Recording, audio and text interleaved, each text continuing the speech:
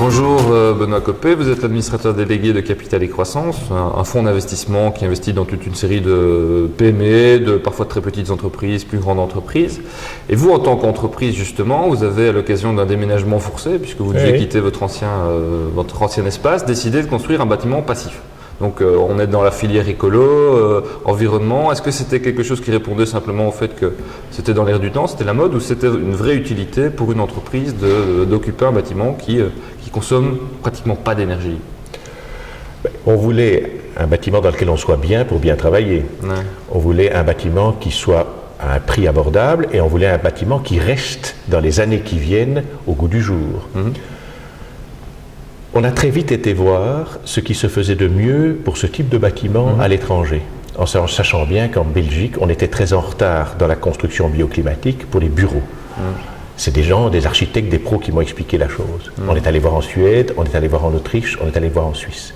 Et là, on a vu des constructions extraordinaires, simples, qui n'étaient pas une révolution technologique, mais qui étaient l'assemblage d'un certain nombre de matériaux et un soin de la construction qui arrivait à faire ce dans quoi on se trouve aujourd'hui. Un thermo. On est dans un thermo, et à la limite... Un thermo très bien ventilé. Hein. Il ne faut pas donner l'impression aux gens aussi. Oui, il n'y a pas d'odeur. Il n'y a pas d'odeur, il n'y a pas de microbes qui stagnent. C'est un climat extraordinairement sain. L'air est continuellement renouvelé.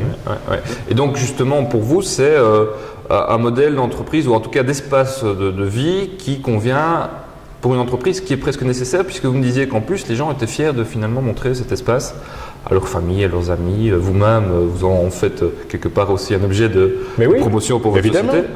Comment ça se passe? Bon, aujourd'hui, nous tous, on est bien de travailler ici. Les gens qui rentrent dans ce bâtiment sont tout de suite impressionnés par la douceur qu'il y a et par le calme, le sérieux, la sérénité qu'il y a.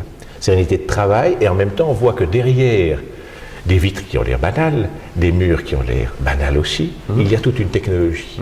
Et donc, tout de suite, on discute technologie. Tout de suite, on discute sérieux de l'entreprise. Et ça crée un effet rebond pour nous, Investude, en termes d'image de marque. On m'a demandé de venir présenter. Investude, donc c'est la structure que chapeaute Capital et Croissance. Voilà. Mais donc, on m'a demandé de venir présenter ce bâtiment comme best practice en Belgique, au Ezel, devant 1200 patrons.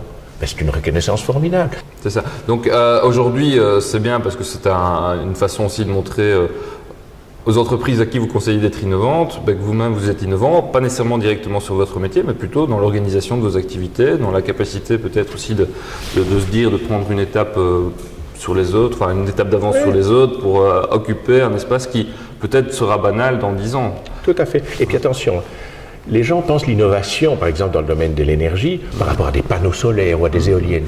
Ici, c'est assez caché, ça a l'air basique. On n'est pas des spécialistes de la construction. On a dû se décider. On a pris un parcours, et on l'a fait avec une expertise pointue. Et donc c'est à travers ça, c'est un petit peu, vous avez mis en pratique ce que vous recommandez pour les autres en matière de sérieux, de capacité à se réunir autour de soi, d'être dans l'air du temps aussi quelque part. Voilà. Mais c'est pas un effet de mode. C'est pas Sûrement pas. Et en même temps, ça montre qu'en faisant les choses soigneusement et même un peu plus, on arrive tout de suite à un rayonnement extraordinaire. C'est ça.